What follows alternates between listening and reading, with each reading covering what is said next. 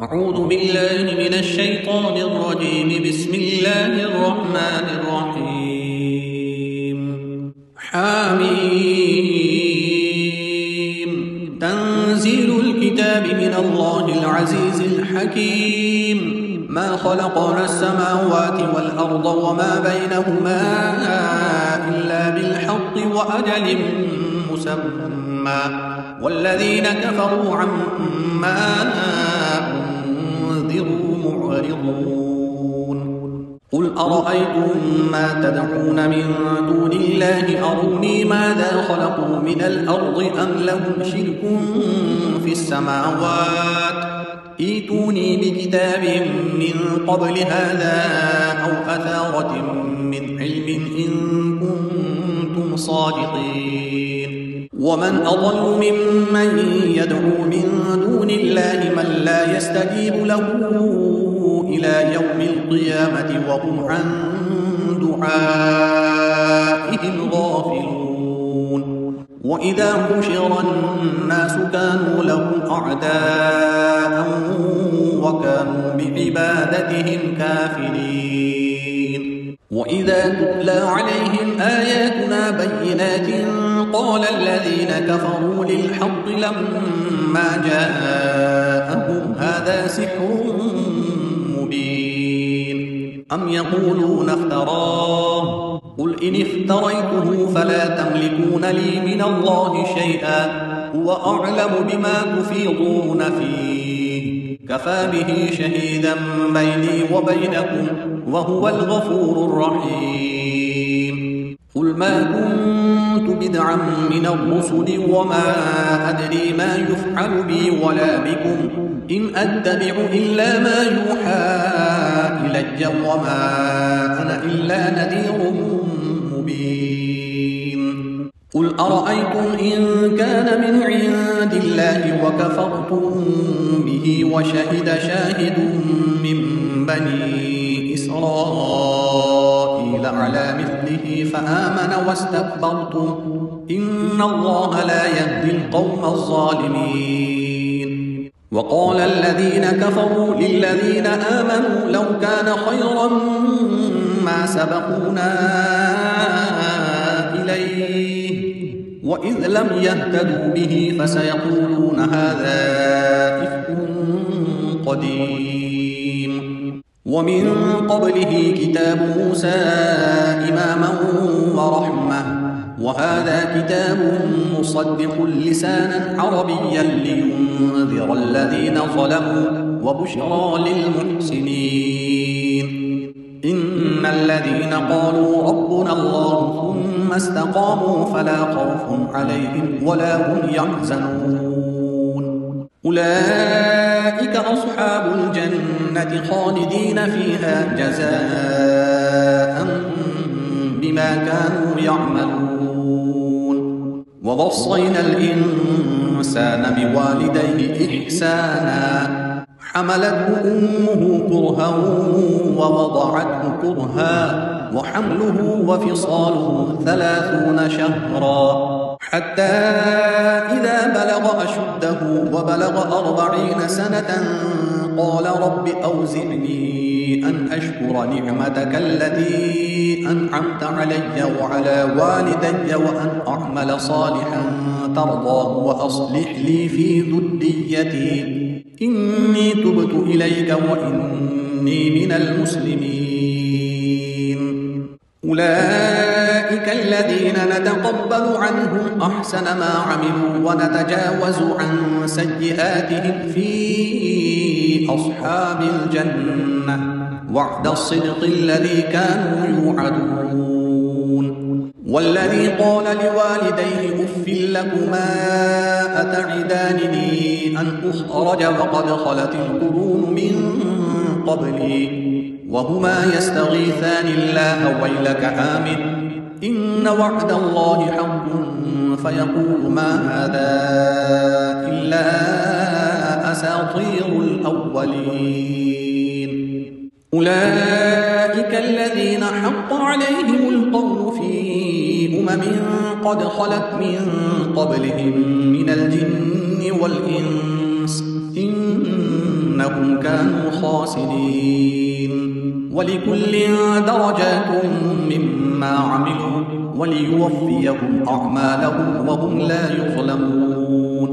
ويوم يعرض الذين كفروا على النار أذهبتم طيباتكم في حياتكم الدنيا واستمتعتم بها فاليوم تجزون عذاب الهون بما كنتم تستكبرون في الأرض بغير الحق وبما كنتم تفسقون. واذكر أخا عاد إذ أنذر قومه بالأحقاف وقد خلت النذر من بين يديه ومن خلفه ألا تعبدوا إلا الله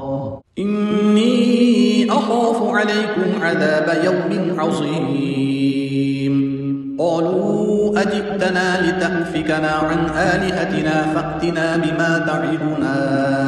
إن كنت من الصادقين. قال إنما العلم عند الله وأبلغكم ما أرسلت به ولكني أراكم قوما تجهلون. فلما رأوه عارضا مستقبل أوديتهم قالوا هذا عارض ممطرنا بل هو ما استعجلتم به ريح فيها عذاب أليم تدمر كل شيء بأمر ربها فأصبحوا لا يرى إلا مساكنهم كذلك نجزي القوم المجرمين. ولقد مكناهم في ماء مكناكم فيه وجعلنا لهم سمعا وأبصارا وأفئدة فما أغنى عنهم سمعهم ولا أبصارهم ولا أفئدتهم من شيء إذ كانوا يجحدون بآيات الله وحاق بهم ما كانوا به يستهزئون. ولقد أهلكنا ما حولكم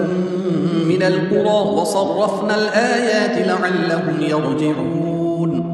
فلولا نصرهم الذين اتخذوا من دون الله قربانا آلهة بل ضلوا عنهم وذلك إفكهم وما كانوا يفترون. وإذ صرفنا إليك نفرا من الجن يستمعون القرآن فلما حضروه قالوا أنصتوا فلما قضي ولوا إلى قومهم منذرين. قالوا يا قومنا إنا سمعنا كتابا أنزل من بعد موسى مصدقا لما بين يديه يهدي إلى الحق وإلى طريق مستقيم. يا قومنا أجيبوا داعي الله وآمنوا به يغفر لكم من ذنوبكم ويجركم من عذاب أليم. ومن لا يجب داعي الله فليس بمعجز في الأرض وليس له من دونه أولياء أولئك في ضلال مبين. أولم يروا أن الله الذي خلق السماوات والأرض ولم يعي بخلقهن بقادر على أن يحيي الموتى بلى إنه على كل شيء قدير. ويوم يعرض الذين كفروا على النار أليس هذا بالحق قالوا بلى وربنا قال فذوقوا العذاب بما كنتم تكفرون. فاصبر كما صبر أولو العزم من الرسل ولا تستعجل لهم كأنهم يوم يرون ما يوعدون لم يلبثوا إلا ساعة من نهار بلاغ فهل يهلك إلا القوم الفاسقون. بسم الله الرحمن الرحيم. الذين كفروا وصدوا عن سبيل الله أضل أعمالهم والذين آمنوا وعملوا الصالحات وآمنوا بما نزل على محمد وهو الحق من ربهم كفر عنهم سيئاتهم وأصلح بالهم ذلك بأن الذين كفروا اتبعوا الباطل وأن الذين آمنوا اتبعوا الحق من ربهم كذلك يضرب الله للناس أمثالهم فإذا لقيتم الذين كفروا فضرب الرقاب حتى إذا أثخنتموه فشدوا الوثاق فإما منا بعد وإما فداء حتى تضع الحرب أوزارها ذلك ولو يشاء الله لانتصر منهم ولكن ليبلو بعضكم ببعض والذين قتلوا في سبيل الله فلن يضل أعمالهم سيهديهم ويصلح بالهم ويدخلهم الجنة عرفها لهم يا أيها الذين آمنوا إن تنصروا الله ينصركم ويثبت أقدامكم والذين كفروا فتعسا لهم وأضل أعمالهم ذلك بأنهم كرهوا ما أنزل الله فأحبط أعمالهم أفلم يسيروا في الأرض فينظروا كيف كان عاقبة الذين من قبلهم دمر الله عليهم وللكافرين أمثالها ذلك بأن الله مولى الذين آمنوا وأن الكافرين لا مولى لهم إن الله يدخل الذين آمنوا وعملوا الصالحات جنات تجري من تحتها الأنهار والذين كفروا يتمتعون ويأكلون كما تأكل الأنعام والنار مثوى لهم وكأي من قرية هي أشد قوة من قريتك التي أخرجتك أهلكناهم فلا ناصر لهم أفمن كان على بينة من ربه كمن زين له سوء عمله واتبعوا أهواءهم مثل الجنة التي وعد المتقون فيها أنهار من ماء غير آسن وأنهار من لبن لم يتغير طعمه وأنهار من خمر لذة للشاربين وأنهار من عسل مصفى ولهم فيها من كل الثمرات ومغفرة من ربهم كمن هو خالد في النار وسقوا ماء حميما فقطع أمعاءهم ومنهم من يستمع إليك حتى إذا خرجوا من عندك قالوا للذين أوتوا العلم ماذا قال آنفا أولئك الذين طبع الله على قلوبهم واتبعوا أهواءهم والذين اهتدوا زادهم هدى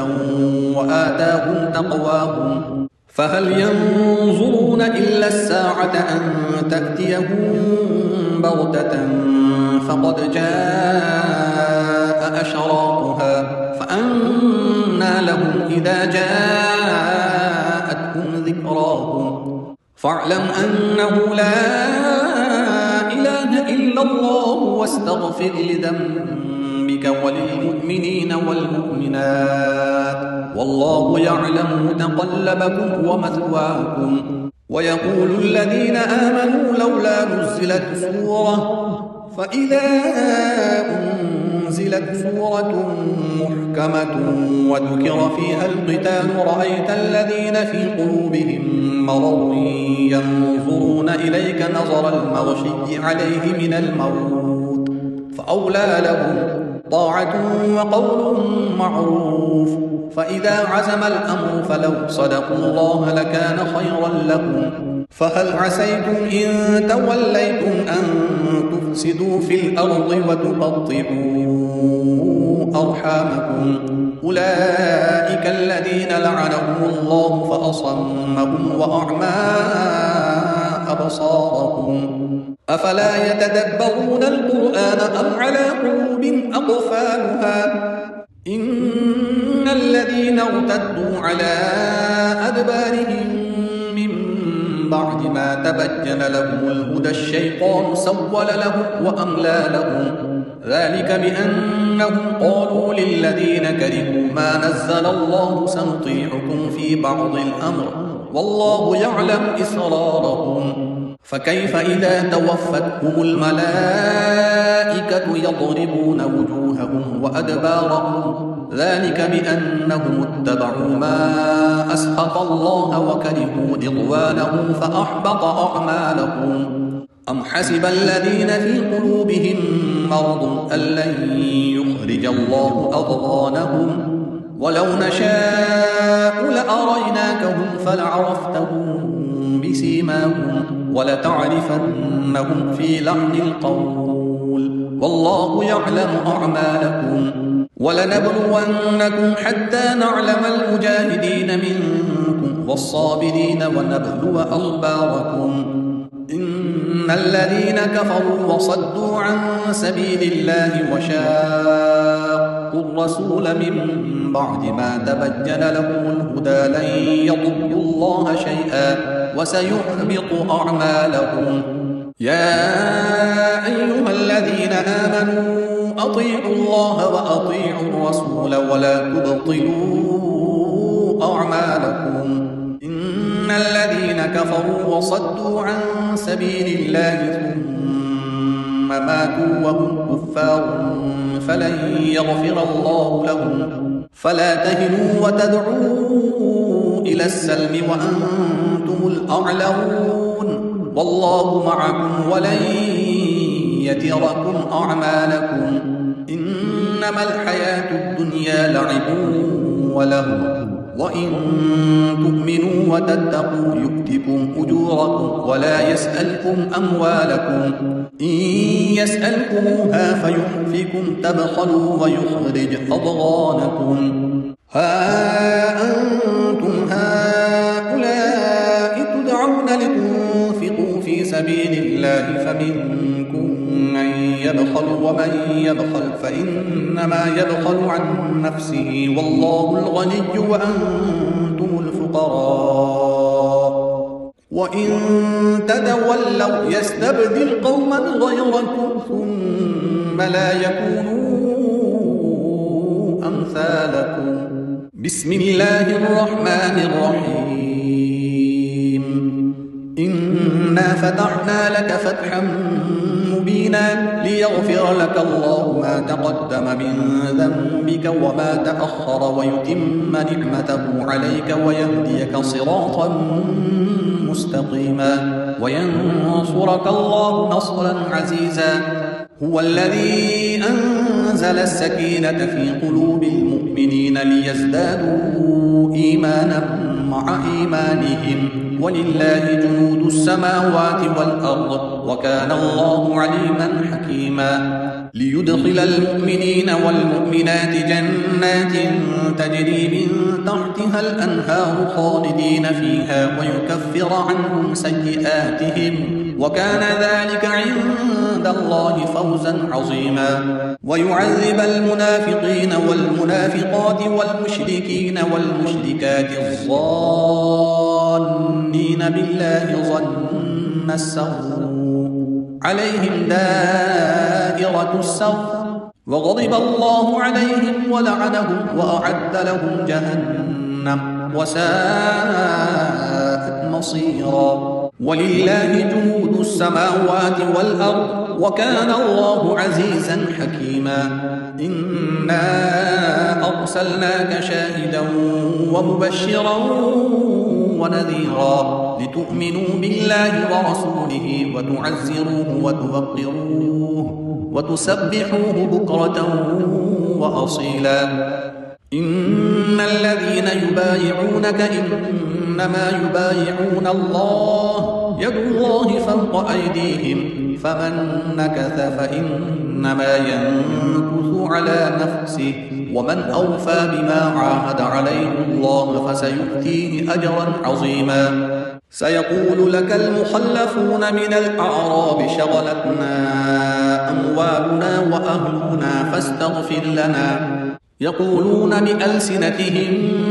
ما ليس في قلوبهم قل فمن يملك لكم من الله شيئا إن أراد بكم ضرا أو أراد بكم نفعا بل كان الله بما تعملون خبيرا بل ظننتم أن لن ينقلب الرسول والمؤمنون إلى أهليهم أبدا وزين ذلك في قلوبكم وظننتم ظن السوء وكنتم قوما بورا ومن لم يؤمن بالله ورسوله فإنا أعتدنا للكافرين سعيرا ولله ملك السماوات والأرض يغفر لمن يشاء ويعذب من يشاء وكان الله غفورا رحيما سيقول المخلفون إذا انطلقتم إلى مغانم لتأخذوها ذرونا نتبعكم يريدون أن يبدلوا كلام الله قل لن تتبعونا كذلكم قال الله من قبل فسيقولون بل تحسدوننا بل كانوا لا يفقهون إلا قليلا قل للمخلفين من الأعراب ستدعون إلى قوم أولي بأس شديد تقاتلونهم أو يسلمون فإن تطيعوا يؤتكم الله أجرا حسنا وإن تتولوا كما توليتم من قبل يعذبكم عذابا أليما ليس على الأعمى حرج ولا على الأعرج حرج ولا على المريض حرج ومن يطع الله ورسوله يدخله جنات تجري من تحتها الأنهار ومن يتولى يعذبه عذابا أليما لقد رضي الله عن المؤمنين إذ يبايعونك تحت الشجرة فعلم ما في قلوبهم فأنزل السكينة عليهم وأثابهم فتحا قريبا ومغانم كثيرة يأخذونها وكان الله عزيزا حكيما وعدكم الله مغانم كثيرة تأخذونها فعجل لكم هذه وكف أيدي الناس عنكم ولتكون آية للمؤمنين ويهديكم صراطا مستقيما وأخرى لم تقدروا عليها قد أحاط الله بها وكان الله على كل شيء قديرا ولو قاتلكم الذين كفروا لولوا الأدبار ثم لا يجدون وليا ولا نصيرا سنة الله التي قد خلت من قبل ولن تجد لسنة الله تبديلا وهو الذي كف أيديهم عنكم وأيديكم عنهم ببطن مكة من بعد أن أظفركم عليهم وكان الله بما تعملون بصيرا هم الذين كفروا وصدوكم عن المسجد الحرام والهدي معكوفا أن يبلغ محله ولولا رجال مؤمنون ونساء مؤمنات لم تعلموهم أن تطهوهم فتصيبكم منهم معرة بغير علم ليدخل الله في رحمته من يشاء لو تزينوا لعذبنا الذين كفروا منهم عذابا أليما إذ جعل الذين كفروا في قلوبهم الحمية حمية الجاهلية فأنزل الله سكينته على رسوله وعلى المؤمنين وألزمهم كلمة التقوى وكانوا أحق بها وأهلها وكان الله بكل شيء عليما لقد صدق الله رسوله الرؤيا بالحق لتدخلن المسجد الحرام إن شاء الله آمنين محلقين رؤوسكم ومقصرين لا تخافون فعلم ما لم تعلموا فجعل من دون ذلك فتحا قريبا. هو الذي أرسل رسوله بالهدى ودين الحق ليظهره على الدين كله وكفى بالله شهيدا. محمد رسول الله والذين معه أشداء على الكفار رحماء بينهم تراهم ركعا سجدا يبتغون فضلا من الله ورضوانا سيماهم في وجوههم من أثر السجود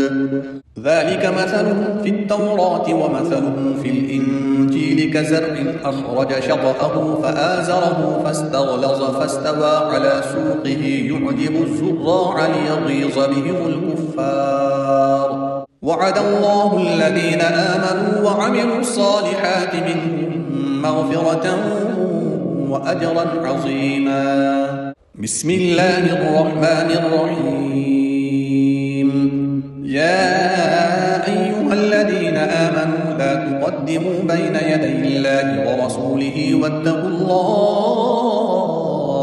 إن الله سميع عليم.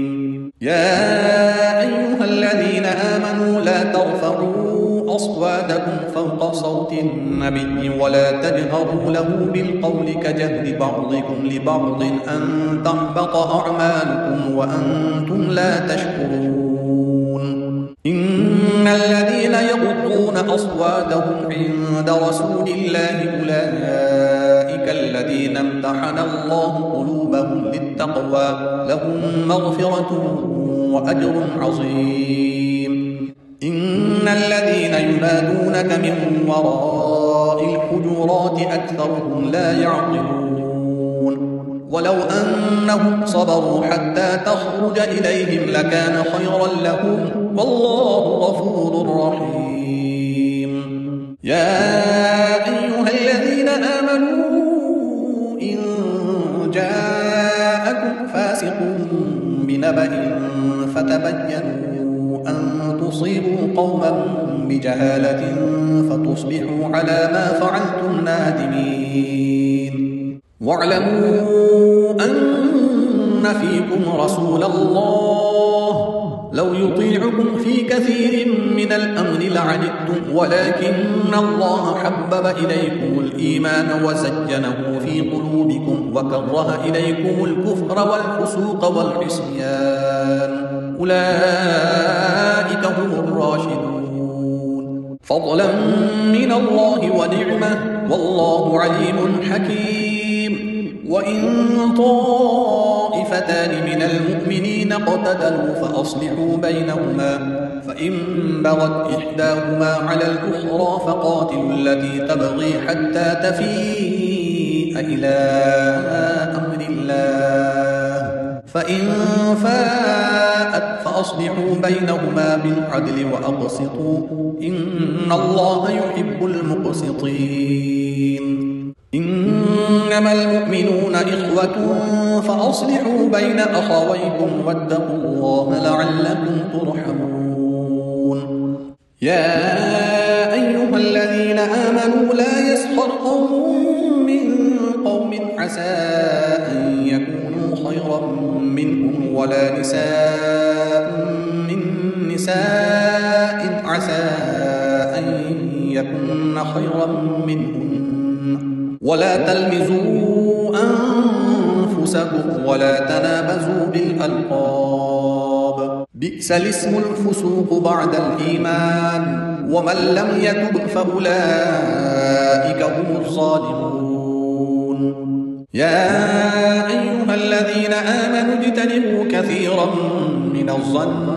إن بعض الظن إثم ولا تجسسوا ولا يغتب بعضكم بعضا أيحب أحدكم أن يأكل لحم أخيه ميتا فكرهتموه واتقوا الله إن الله تواب رحيم. يا أيها الناس إنا خلقناكم من ذكر وأنثى وجعلناكم شعوبا وقبائل لتعارفوا إن أكرمكم عند الله أتقاكم إن الله عليم خبير. قالت الأعراب آمنا قل لم تؤمنوا ولكن قولوا أسلمنا ولما يدخل الإيمان في قلوبكم وإن تطيعوا الله ورسوله لا يلدكم من أعمالكم شيئا إن الله غفور رحيم. إنما المؤمنون الذين آمنوا بالله ورسوله ثم لم يرتابوا وجاهدوا بأموالهم وأنفسهم في سبيل الله أولئك هم الصادقون. قل أتعلمون الله بدينكم والله يعلم ما في السماوات وما في الأرض والله بكل شيء عليم.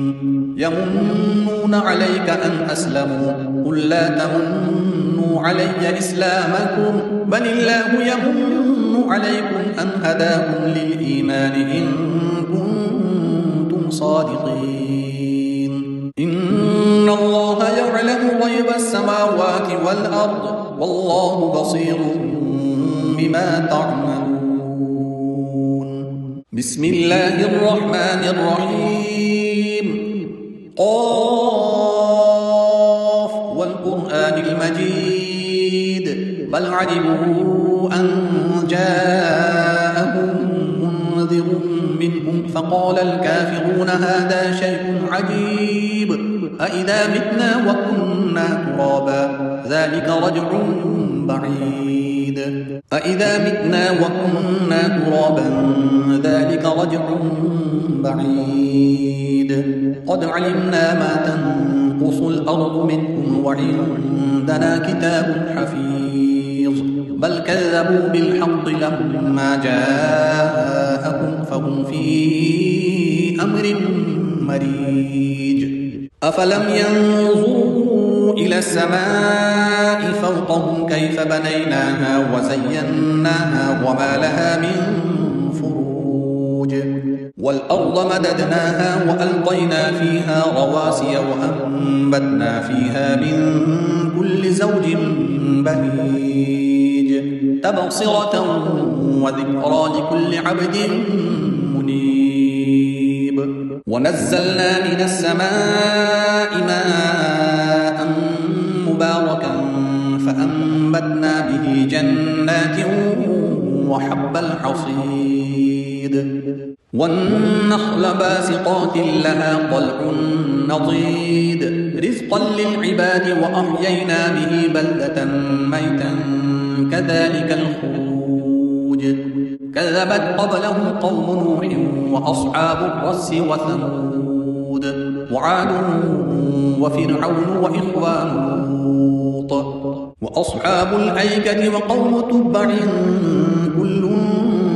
كذب الرسل فحق وعيد. أفعينا بالخلق الأول بل هم في لبس من خلق جديد. ولقد خلقنا الإنسان ونعلم ما توسوس به نفسه ونحن أقرب إليه من حبل الوريد. إذ يتلقى المتلقيان عن اليمين وعن الشمال قعيد ما يلفظ من قول إلا لديه رقيب عتيد. وجاءت سكرة الموت بالحق ذلك ما كنت منه تحيد. ونفخ في الصور ذلك يوم الوعيد. وجاءت كل نفس معها سائق وشهيد. لقد كنت في غفلة من هذا فكشفنا عنك غطاءك فبصرك اليوم حديد. وقال قرينه هذا ما لدي عتيد. ألقيا في جهنم كل كفار عنيد مناع للخير معتد مريب. الذي جعل مع الله إلها آخر فألقياه في العذاب الشديد. قال قرينه ربنا ما أطغيته ولكن كان في ضلال بعيد قال لا تختصموا لدي وقد قدمت إليكم بالوعيد ما يبدل القول لدي وما أنا بظلام للعبيد يوم نقول لجهنم هل امتلأت وتقول هل من مزيد وأزلفت الجنة للمتقين غير بعيد هذا ما توعدون لكل أواب حفيظ من خشي الرحمن بالغيب وجاء بقلب منيب ادخلوها بسلام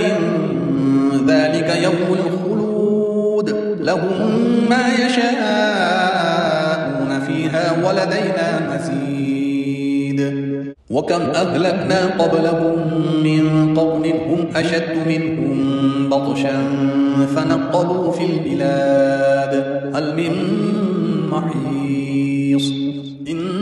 في ذلك لذكرى لمن كان له قلب أو ألقى السمع وهو شهيد ولقد خلقنا السماوات والأرض وما بينهما في 6 أيام وما مسنا من لغوب فاصبر على ما يقولون وسبح بحمد ربك قبل طلوع الشمس وقبل الغروب ومن الليل فسبحه وأدبار السجود واستمع يوم ينادي المناد من مكان قريب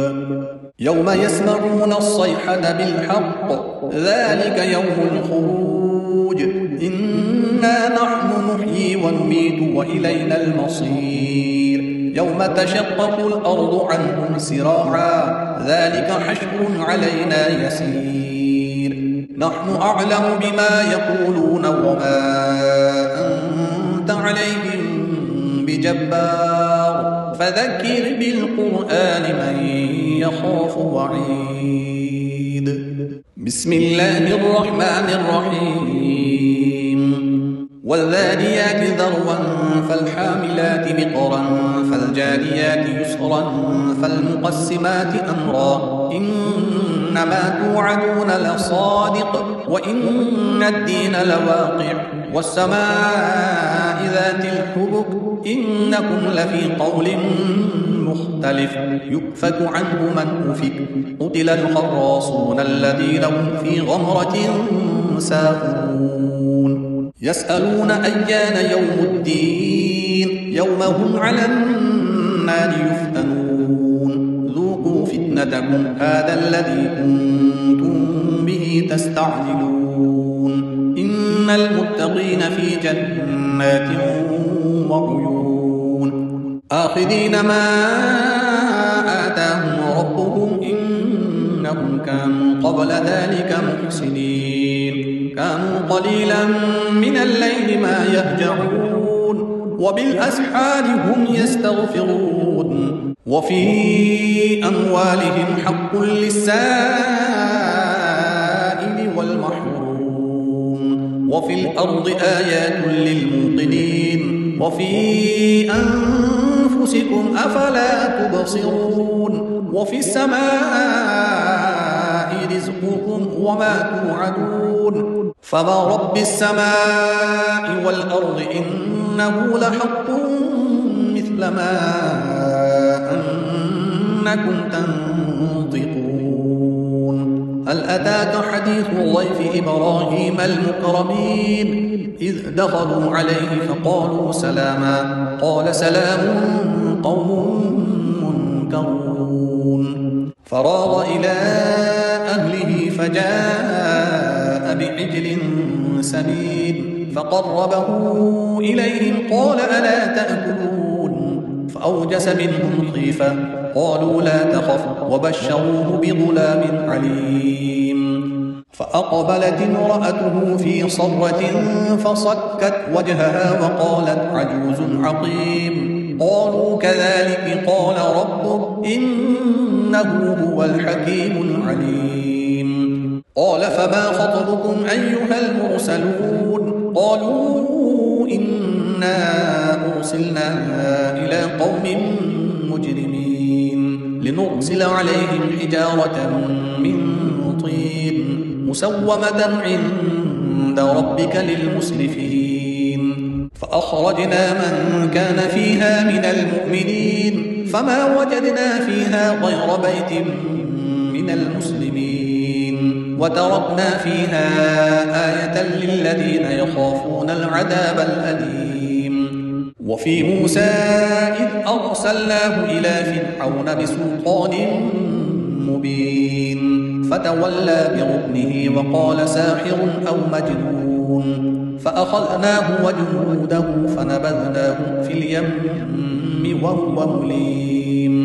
وفي عاد إذ أرسلنا عليهم الريح العقيم ما تذر من شيء أتت عليه إلا جعلته كالرميم وفي ثمود إذ قيل لهم تمتعوا حتى حين فعتوا عن أمر ربهم فأخذتهم الصاعقة وهم ينظرون